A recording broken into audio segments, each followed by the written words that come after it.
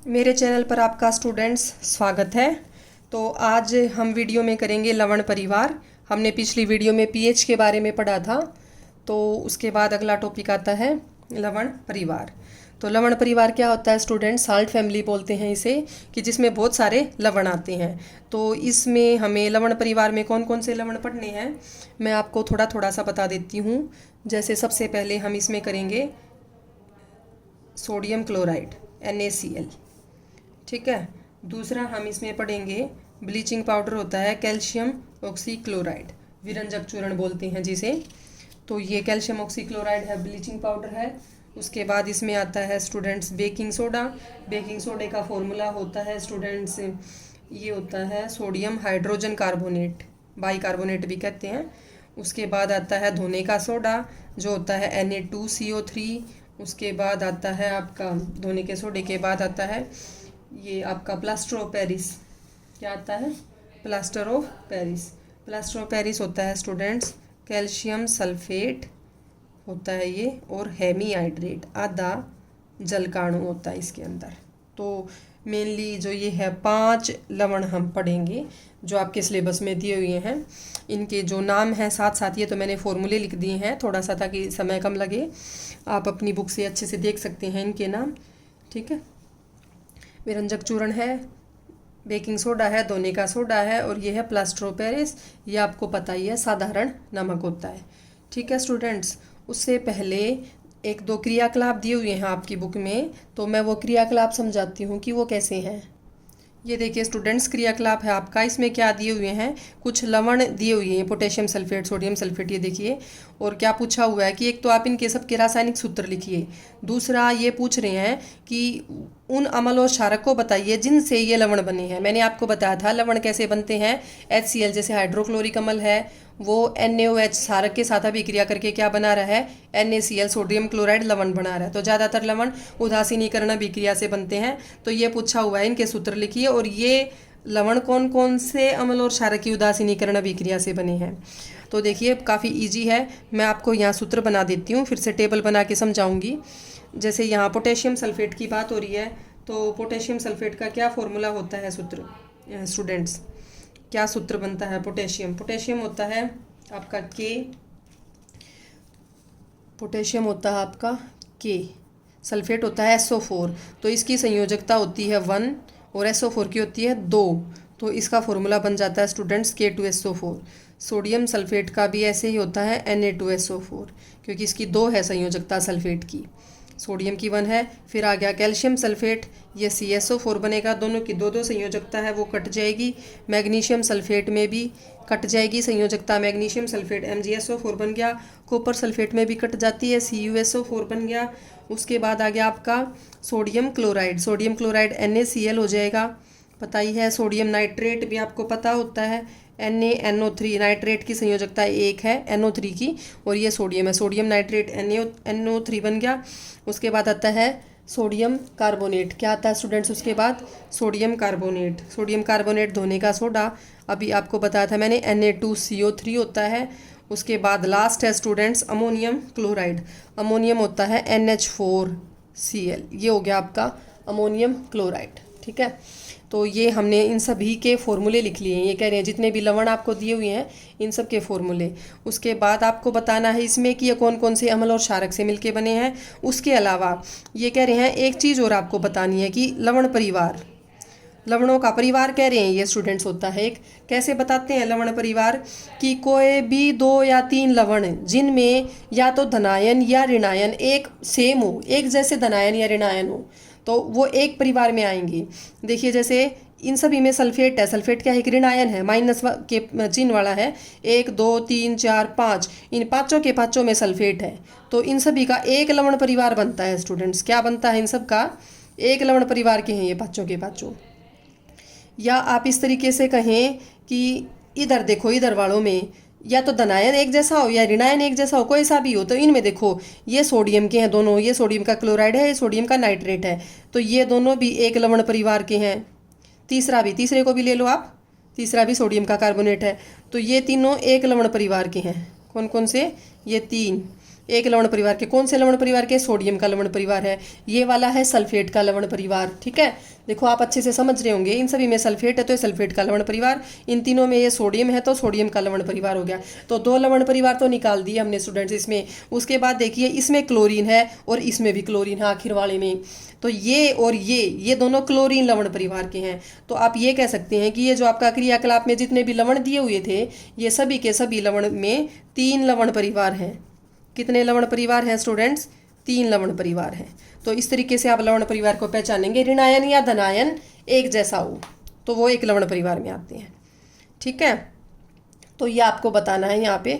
उसके बाद हम देखते हैं कि ये किस किस से मिलके बने हुए हैं। अब K2SO4 की बात करें तो K2SO4 कैसे बनता है, ये देखिए स्टूडेंट्स, हमने नोट डाउन कर लिया अपनी कॉपी पे। तो मैंने क्या बताया था, इनका तो एक लवण परिवार है और इन 3 का एक लवण परिवार है अलग से, और एक ये और एक ये, इनका एक अलग लवण परिवार है। ये सल्फेट वाला, ये सोडियम वाला और ये क्लोरीन वाला लवण परिवार है। अब हम निकालेंगे इनके अम्ल और क्षारक, ये कौन कौन से अम्ल और क्षारक से मिलके बने हुए हैं।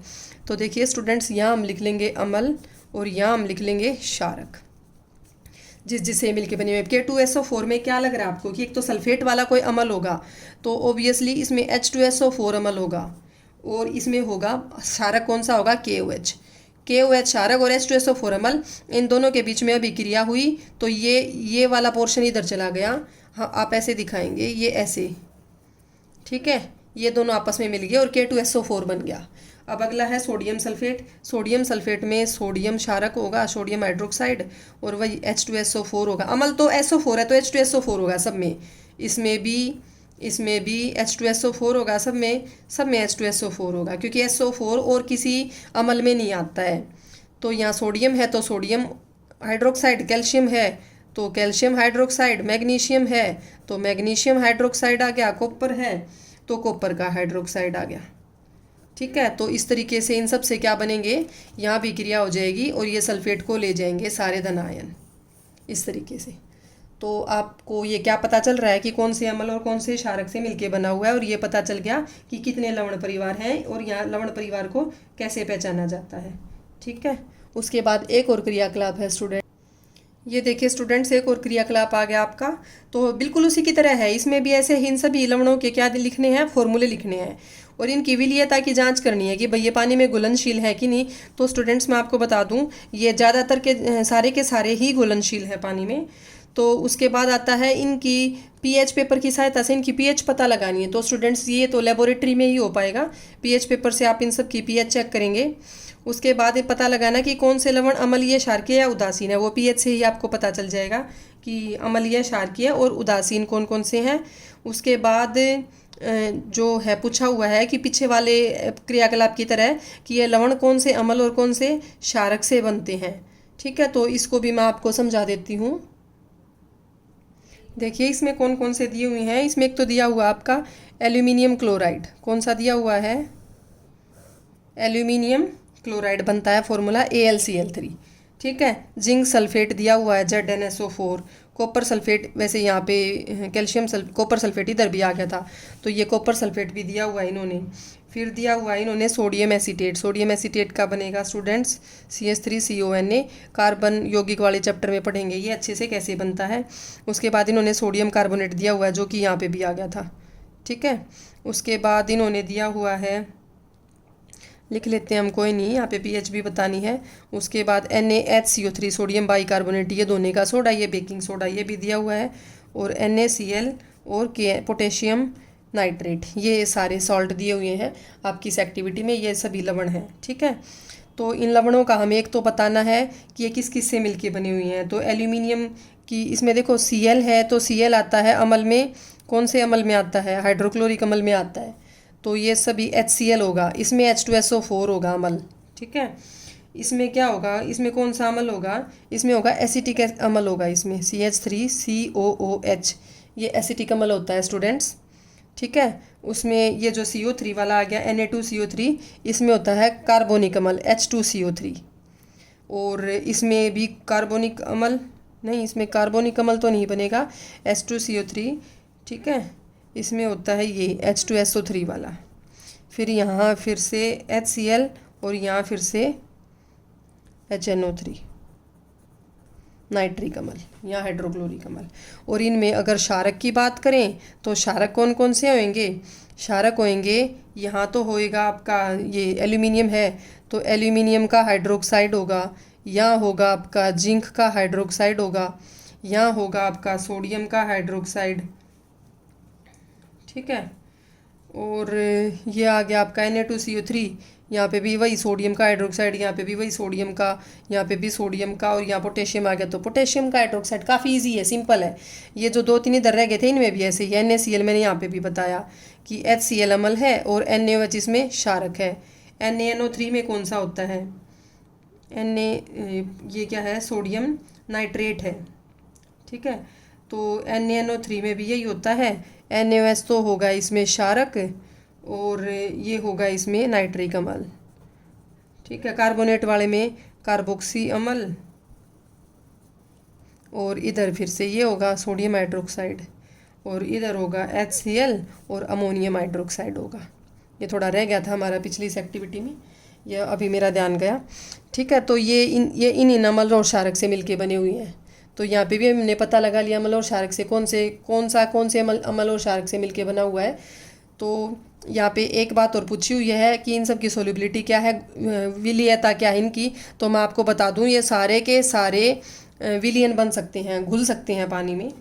तो उसके अलावा एक बात और यहाँ पे पूछी हुई है कि इन सब की pH क्या है, जो कि pH पेपर से ही पता लगेगी। तो इनका क्षारकीय अम्लीय स्वभाव पूछा हुआ है। तो मैं आपको बता दूँ स्टूडेंट्स, जो ये पहले 3 हैं ये तो होते हैं स्वभाव में अम्लीय। कैसे होते हैं? स्वभाव में अम्लीय होते हैं, ठीक है। बल्कि आप इनको लीजिए, ये थोड़ा सा क्षारक में आ जाएगा, ये क्षारकीय है, सोडियम एसीटेट, ठीक है। क्या है? ये क्षारक है। उसके बाद अगर इनकी बात करें, सोडियम कार्बोनेट और सोडियम हाइड्रोजन कार्बोनेट, ये दोनों भी क्षारक हैं। और NaCl की बात करें तो NaCl तो थोड़ा उदासीन के आसपास आता है, उदासीन सा होता है, ये ना क्षारक में आता ना अम्ल में आता। और KOH की बात करें, ये पोटेशियम नाइट्रेट जो है, पोटेशियम नाइट्रेट भी उदासीन है।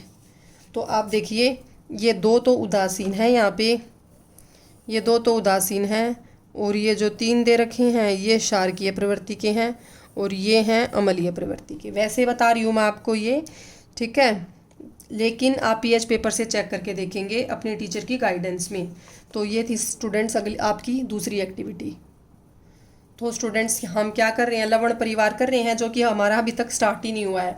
जो आपकी NCERT में पाठ्य पुस्तिका में एक्टिविटी दी हुई थी वही मैंने अभी तक समझाई हैं। तो मैं उनको समझाना थोड़ा सा ज़रूरी समझती हूँ, क्योंकि एक्टिविटी समझ के आप कोई भी टॉपिक करते हो तो वो ज़्यादा अच्छे से क्लियर होता है, उसके बेसिक समझ में आते हैं। और अगर आप उसको लैब में परफॉर्म करके देख लो फिर तो बात ही अलग होगी, ठीक है। तो लवण परिवार पे आते हैं हम वापस। तो सबसे पहला है NaCl सोडियम क्लोराइड, पहला लवण। इसको लेते हैं सबसे पहले सोडियम क्लोराइड को। तो स्टूडेंट्स आपको पता होगा ये क्या होता है, ये होता है साधारण नमक। और ये साधारण नमक आप सब ने सुना होगा, अपनी सोशल साइंस में पढ़ा भी होगा कि गांधी जी ने दांडी यात्रा की थी, दांडी मार्च किया था आज़ादी से पहले। तो बहुत सारे जो नमक है उसका खनन किया गया था। तो जो ये साधारण नमक है ये ज़्यादातर लवण कहाँ मिलते हैं? समुद्र में मिलते हैं। तो समुद्र के पानी से सोडियम क्लोराइड को NaCl को निकाला जाता है, इसको खनिज नमक भी कहते हैं, ठीक है। तो जैसे कोयले का खनन करते हैं उसी तरीके से इसका खनन किया जाता है, ओके। आपको पता होगा इसके क्या क्या यूजेस हैं, ये हमारी किचन में सबसे ज़्यादा इस्तेमाल होता है। तो स्टूडेंट्स आती है इसकी एक साधारण नमक से संबंधित एक प्रक्रिया है जिसको बोलते हैं क्लोर क्षार प्रक्रिया। ये काफ़ी इम्पोर्टेंट है, क्लोर क्षार प्रक्रिया, ठीक है। तो ये जो क्लोर क्षार प्रक्रिया है इसमें इसके नीचे भी रह आएगा प्रक्रिया, ठीक है। तो ये क्लोर क्षार प्रक्रिया क्या होती है कि जो सोडियम क्लोराइड का विलियन ले लें हम NaCl का क्या ले लें हम? विलियन, मतलब एक्वस लिख दें, ठीक है। उस NaCl के विलियन में से हम विद्युत प्रवाहित करते हैं। क्या करते हैं? विद्युत का प्रवाह करने पे, मतलब हमने पीछे आप किया था जल का विद्युत अपघटन। तो यहाँ पे इसके जलीय विलियन का, सोडियम क्लोराइड के जलीय विलियन का विद्युत अपघटन करेंगे। तो विद्युत अपघटन में क्या होगा स्टूडेंट्स? ये जलीय विलियन है तो जल तो जरूर होगा, तो उसका अपघटन करने से NaOH बनेगा, सोडियम हाइड्रोक्साइड बनेगा, क्लोरीन गैस निकलेगी आपकी और हाइड्रोजन गैस निकलेगी। तो इस प्रक्रिया को बोलते हैं क्लोर क्षार प्रक्रिया। ये काफ़ी इम्पोर्टेंट है, ठीक है। तो ये सोडियम हाइड्रोक्साइड बन रहा है, यहाँ पे क्षार है, क्षारक होता है सोडियम हाइड्रोक्साइड। मैंने आपको बताया था जो क्षारक पानी में घुलते हैं उन्हें क्षार बोलते हैं, तो इसे क्षार कह सकते हैं हम। और क्लोरीन निकल रही है, तो क्लोर क्षार बनने की प्रक्रिया है किससे? साधारण नमक से, इसलिए इसको बोलते हैं क्लोर क्षार प्रक्रिया, ठीक है स्टूडेंट्स। तो किसी भी चीज़ का जब आप क्या करते हो, आप विद्युत अपघटन करते हो, तो वो कैसे करते हो? मैंने आपको बताया था, दो आप इलेक्ट्रोड्स लगा लेते हैं, एक एनोड और एक कैथोड, और इनको बैटरी से जोड़ देंगे। ये एनोड होता है प्लस वाला और कैथोड होता है माइनस वाला। कैथोड को C से लिख लें, एनोड को A से लिख लेते हैं, ठीक है स्टूडेंट्स। तो इसमें हमने डाल दिया, इसमें NaCl का सॉल्यूशन डाल दिया। तो जब इसमें से विद्युत प्रवाहित करेंगे हम, तो क्या देखेंगे हम कि जो नेगेटिव वाले आयंस हैं, यहाँ पे क्या है, यहाँ पे देखो ये दोनों चीज़ें मिल रही हैं।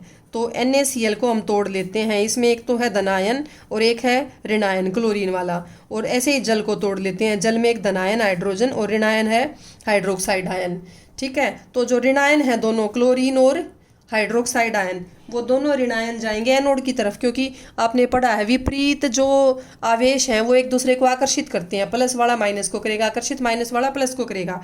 तो जो प्लस वाला जो एनोड है, एनोड की तरफ जाएंगे। इसमें से सॉल्यूशन में जल था क्लोरीन और OH, माइनस वाले दोनों इस कैथोड की तरफ जाएंगे। किसकी तरफ जाएंगे? कैथोड की तरफ, ठीक है। और जो प्लस वाले हैं सोडियम, और आपको दिख रहा होगा स्टूडेंट्स, ये यहाँ पे क्या है, प्लस वाले सोडियम और हाइड्रोजन आयन, ये दोनों जाएंगे कैथोड पे, ठीक है। किस पे जाएंगे? ये कैथोड पे जाएंगे।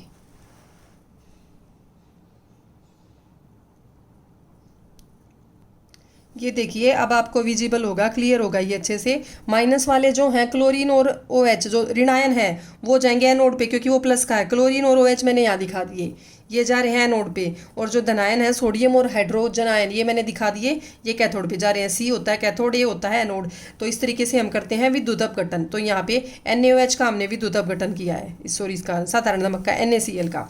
तो ये क्लोरीन और क्षार बनता है, तो क्लोर क्षार प्रक्रिया है। तो ये आता है सबसे पहले आपका साधारण नमक, लवण परिवार में हम पढ़ रहे हैं। उसके बाद अगला आता है स्टूडेंट्स, अभी मैंने आपको दिखाया था, सेकंड है कैल्शियम ऑक्सीक्लोराइड। तो साधारण नमक हम कर चुके हैं। तो कैल्शियम ऑक्सीक्लोराइड क्या है? इसको बोलते हैं स्टूडेंट्स विरंजक चूर्ण। क्या बोलते हैं? विरंजक चूर्ण। तो विरंजक चूर्ण क्या है स्टूडेंट्स? ये होता है कैल्शियम ऑक्सीक्लोराइड। आप कैल्शियम ऑक्सीक्लोराइड CaOCl2, कैल्शियम है, ऑक्सीजन है तो ऑक्सी ले लिया, क्लोराइड है तो Cl2 ले लिया। अब स्टूडेंट सबसे पहले आता है इसमें इसकी बनने की प्रक्रिया क्या है? तो ये बनता है आपका बुझे हुए चूने से। किससे बनता है? बुझे हुए चूने से, जो कि होता है कैल्शियम हाइड्रोक्साइड। कैल्शियम हाइड्रोक्साइड बुझा हुआ चूना है, उस पर क्लोरीन से अभिक्रिया करवाएंगे इसकी।